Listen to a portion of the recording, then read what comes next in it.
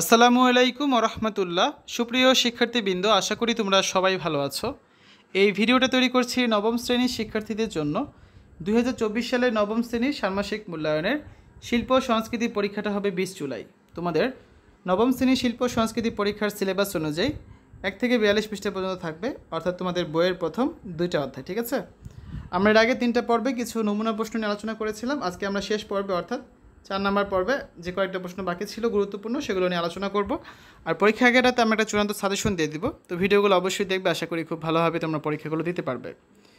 শিক্ষার্থীরা যারা এখনও অন্যান্য বিষয়ের ভিডিওগুলো দেখোনি, তারা আমাদের চ্যানেলের প্লে লিস্ট অপশন থেকে ঘুরে আসতে পারো। সেখানে তোমরা নবম শ্রেণীর বাংলা, ইংরেজি, গণিত, বিজ্ঞান, ডিজিটাল প্রযুক্তি, স্বাস্থ্য সুরক্ষা, জীবন ও জীবিকা, ইসলাম শিক্ষা, শিল্প সংস্কৃতি এবং ইতিহাস ও সামাজিক বিজ্ঞান, প্রত্যেকটা বিষয়ের জন্যই আলাদা আলাদা করে প্লে লিস্ট পেয়ে যাচ্ছ।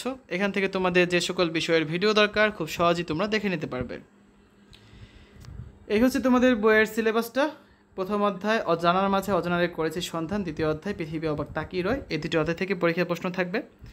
তো আমরা প্রথম প্রশ্নে রেখেছি বাংলাদেশের স্বাধীনতা সংগ্রামে সঙ্গীত শিল্পী, অভিনয় শিল্পী ও নৃত্যশিল্পীদের অবদানের তালিকা তৈরি করো। প্রথমে দেখব সঙ্গীত শিল্পীদের অবদান। আব্দুল গাফফার চৌধুরীর লেখা, আব্দুল লতিফ ও আলতাফ মাহমুদের গাওয়া গান আমার ভাইয়ের রক্তে রাঙানো বাঙালির মনে স্বাধীনতার চেতনা জাগ্রত করেছে। আব্দুল লতিফের আরেকটি গান ওরা আমার মুখের ভাষা কায়রা নিতে চায়।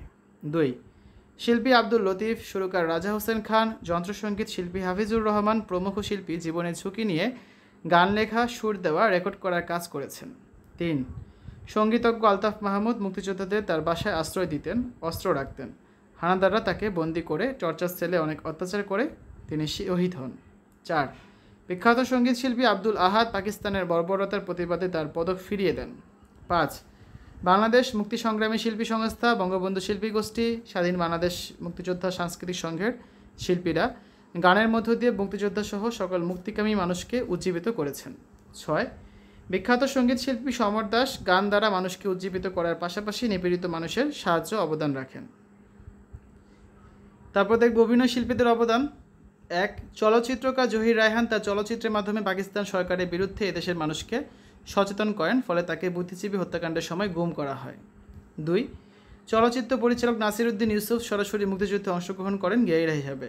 3, অভিনেত্রী সৈয়দ হাসান ইমামের আহ্বানে বাংলা শিল্পীরা 1971 সালের ফেব্রুয়ারি মাসে বিক্ষুব্ধ শিল্পী সমাজ গড়ে তোলে। 4, বিক্ষুব্ধ শিল্পী সমাজ বাংলা একাডেমি প্রাঙ্গণে মিছিল ও অসহযোগ আন্দোলন করলে পাকিস্তান সরকার 8 মার্চ থেকে রেডিও ও টেলিভিশনের দায়িত্ব ছাড়তে বাধ্য হয়। সেই শিল্পীদের নিয়ন্ত্রণে যুদ্ধের সময় এর অনুষ্ঠান সম্প্রচার করা হতো। নৃত্যশিল্পীদের অবদান। 1, নৃত্যশিল্পী মিনু বিল্লাহ মুক্তিযুদ্ধ চলাকালে ভারতে যান এবং মুক্তিযোদ্ধাদের সেবায় হাসপাতালে নার্স হিসেবে কাজ করেন। 2, নৃত্যশিল্পীরা যুদ্ধের সময় ভারতে গিয়ে হাসপাতালে মুক্তিযোদ্ধা ও শরণার্থীদের সেবা প্রদানের পাশাপাশি আয়ের জন্য অর্থ সংগ্রহ করেছেন, তাদেরকে উজ্জীবিত করেছেন। 2 নম্বর প্রশ্নে আমরা রেখেছি স্বাধীন বাংলা বেতার কেন্দ্রের ইতিহাস সম্পর্কে লেখো। স্বাধীন বাংলা বেতার কেন্দ্র। স্বাধীন বাংলা বেতার কেন্দ্র একটি অস্থায়ী বেতার সম্প্রচার কেন্দ্র যা বাংলাদেশের স্বাধীনতা যুদ্ধকালে প্রতিষ্ঠা করা হয়েছিল। 1971 সালের 25শে মার্চ মধ্যরাতে পাকিস্তানের সৈন্যদের হাতে সকল রেডিও স্টেশন চলে যায়। তখন চট্টগ্রামের কালুরঘাট সম্প্রচার কেন্দ্রটিকে বেতার কেন্দ্র হিসেবে গড়ে তোলেন কয়েকজন দেশপ্রেমিক। এর নাম দেওয়া হয় স্বাধীন বাংলা বিপ্লবী বেতার কেন্দ্র। পরে 1971 সালে 28শে মার্চ বিপ্লবী শব্দটি বাদ দিয়ে নামকরণ করা হয় স্বাধীন বাংলা বেতার কেন্দ্র। 1971 সালের 30শে মার্চ হানাদার বাহিনীর বোমাবর্ষণের ফলে বেতার কেন্দ্রটি নষ্ট হয়ে যায় এবং পরবর্তীতে 1971 সালের 25শে মে কলকাতার বালিগঞ্জে বেতার কেন্দ্রটি দ্বিতীয় পর্যায়ে সম্প্রচার শুরু করে। স্বাধীন বাংলা বেতার কেন্দ্র থেকে তখন দেশাত্মবোধক গান প্রচারিত হতো। এছাড়া মুক্তিযুদ্ধের উপর ভিত্তি করে চরমপত্র ও জল্লাদের দরবার নামে 2টি অনুষ্ঠান প্রচারিত হতো। এই 2টি অনুষ্ঠানের মাধ্যমে মুক্তিযুদ্ধকে উদ্ধৃত করা হতো। 1971 সালে 6 ডিসেম্বর ভারত বাংলাদেশের স্বাধীনতা ঘোষণা দেয়। ঠিক আছে, দেখো। তারপর আমরা 3 নম্বর প্রশ্নে রেখেছি, এইটার দরকার নেই শেষ লাইনটা, এটা লাইনটা হচ্ছে অসমাপ্ত রয়েছে। ঠিক আছে, এ পর্যন্ত লিখলেই হবে। শহরের বস্তুগত ও অবস্তুগত সংস্কৃতি খুঁজে বের করো। বস্তুগত সংস্কৃতি: বহুতল building, shopping mall, convention hall, community centre, পৌরসভা অফিস, উপজেলা অফিস, জেলা অফিস, থানা, চাল ডাল ভাত মাংস, বিমানবন্দর, স্কুল কলেজ ইউনিভার্সিটি, হাসপাতাল, মসজিদ, মাদ্রাসা, fridge, AC, bank, ATM booth, office, আদালত, উন্নত যানবাহন, university bus, college bus, school van, helicopter, উড়োজাহাজ, বিভিন্ন মন্ত্রণালয়, শিক্ষা বোর্ড, এনজিও সংস্থা, sports stadium, park, swimming pool, restaurant, কলকারখানা ইত্যাদি। আর অবস্থাগত সংস্কৃতিগুলো হচ্ছে শিক্ষা, প্রযুক্তি, বিজ্ঞান, মূল্যবোধ, চরিত্র, প্রথা, আইন, অভ্যাস, ধর্ম, দর্শন, ভাষা, শিল্পকলা, আদর্শ, রীতিনীতি, ধ্যান ধারণা ও সাহিত্য, নাটক, প্রবন্ধ, কবিতা, মিটিং মিছিল, সেমিনার, বিজ্ঞান মেলা, প্রযুক্তি মেলা, বই মেলা, বস্ত্র মেলা, বিভিন্ন ধরনের প্রদর্শনী, ফুটবল খেলা, ক্রিকেট খেলা, কাবাডি খেলা, আর্চারি খেলা, ভলিবল খেলা, হকি খেলা, ঈদ ইত্যাদি। 4 নম্বর প্রশ্নে রেখেছি বিদ্যালয়ে প্রদর্শনী ও উপস্থাপনা আয়োজনে কর্মকাণ্ডের অনুষ্ঠান সূচি পোস্টারে প্রদর্শন করো। আন্তর্জাতিক মাতৃভাষা দিবস অনুষ্ঠানের নাম শিক্ষা প্রতিষ্ঠানের কেন্দ্রীয় মঞ্চ, অনুষ্ঠানের স্থান, সময় হচ্ছে সকাল 7টা। অনুষ্ঠানের লক্ষ্য আন্তর্জাতিক মাতৃভাষা দিবসের মর্যাদা রক্ষা।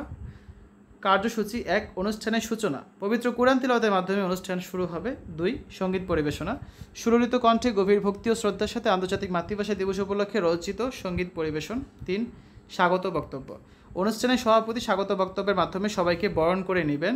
4 বক্তব্য, আন্তর্জাতিক মাতৃভাষা দিবসের মর্যাদা ও গুরুত্ব প্রসঙ্গে ছাত্রছাত্রী, গুণীজন ও শিক্ষাবিদদের বক্তব্য। 5 পুরস্কার ও সম্মাননা, আন্তর্জাতিক মাতৃভাষার উপর অনুষ্ঠিত প্রতিযোগিতার পুরস্কার ও অতিথিদের সম্মাননা ক্রেস্ট প্রদান। 6 প্রধান অতিথির বক্তব্য, মাতৃভাষার সম্মান রক্ষায় আমাদের করণীয় বিষয়ে বক্তব্য প্রদান করবেন। 7 সমাপনী, ভাষা শহীদ সহ সকলের জন্য দোয়া ও মোনাজাতের মাধ্যমে অনুষ্ঠানের সমাপ্তি ঘোষণা করা হবে। সর্বশেষ 5 নম্বর প্রশ্নে আমরা রেখেছি বিভিন্ন মাধ্যমে মুক্তিযুদ্ধে শিল্পীদের অবদান সম্পর্কে জানার চেষ্টা করে সেটা উপস্থাপন করো। লেখক, গায়ক, কলামিস্ট, বুদ্ধিজীবী যার যার জায়গা থেকে সবাই অংশগ্রহণ করেন মহান মুক্তিযুদ্ধে। এদেশে চারুশিল্পী সমাজ এগিয়ে আসে মহান মুক্তিযুদ্ধে যোদ্ধা হিসেবে হাতে রং তুলির অস্ত্র নিয়ে। শিল্পী হিসেবে যোদ্ধার মতো নিরলস পরিশ্রম করেছেন শিল্পাচার্য জয়নুল আবেদিন, পটুয়া কামরুল হাসান, দেবদাস চক্রবর্তী, নিতুন কুণ্ডু, প্রাণেশ মণ্ডল, নাসির বিশ্বাস, স্বপন চৌধুরী, কাজী গিয়াস, বীরেন সোম, আবুল বারাক আলভি, শাহাবুদ্দিন আহমদ, চন্দ্রশেখর, মোস্তফা মনোয়ার সহ আরও অনেকে। মুক্তিযুদ্ধের প্রেরণাদানকারী শিল্পীদের মধ্যে এক উজ্জ্বল নক্ষত্র পটুয়া কামরুল হাসান। 1971 সালের মার্চে স্বৈরাচারী শাসক ইয়াহিয়া খান যখন নিরস্ত্র বাঙালির উপর নৃশংস গণহত্যা শুরু করলো, তখন তিনি উত্তপ্ত বেদনা আর ক্ষোভে জ্বলে উঠে এই জানোয়ারদের হত্যা করতে হবে শিরোনামে একটি পোস্টার আঁকেন। জয়নুল আবেদিন শরণার্থী নামের ছবিতে দেখা যায় ভীত সন্ত্রস্ত মানুষের ঘরবাড়ি ছেড়ে সীমান্তের উদ্দেশ্যে চলে যাওয়ার চিত্র এঁকেছেন। তার মুক্তিযোদ্ধা নামক স্কেচে ফুটে উঠেছে রাইফেল হাতে, চোখে মুখে বিজয়ের দৃঢ় প্রত্যয়, ক্ষিপ্র পদক্ষেপে মুক্তিযোদ্ধাদের এগিয়ে যাওয়ার চিত্র। বরেণ্য চিত্রশিল্পী আমিনুল ইসলাম মুক্তিযুদ্ধের অগণিত শহীদ নরনারী নির্মম নারকীয় হত্যাকাণ্ড নিয়ে গণহত্যার শিরোনামে একটি বড় তৈলচিত্র আঁকেন। চিত্রশিল্পীদের পাশাপাশি অন্যান্য শিল্পীরা গুরুত্বপূর্ণ ভূমিকা রাখেন। চলচ্চিত্র পরিচালক জহির রায়হান স্বাধীনতার পক্ষে প্রচারাভিযান করেন ও তথ্যচিত্র নির্মাণ করেন। এছাড়া মুক্তিযুদ্ধে কেউ গান রচনা করে, কেউ গানের সুর দিয়ে, কেউ কণ্ঠ দিয়ে, আবার কেউ যন্ত্রসঙ্গীত বাজিয়ে মুক্তিযোদ্ধা, শরণার্থী এবং দেশের সাধারণ মানুষকে শক্তি সাহস জুগিয়ে উদ্বুদ্ধ রেখেছেন।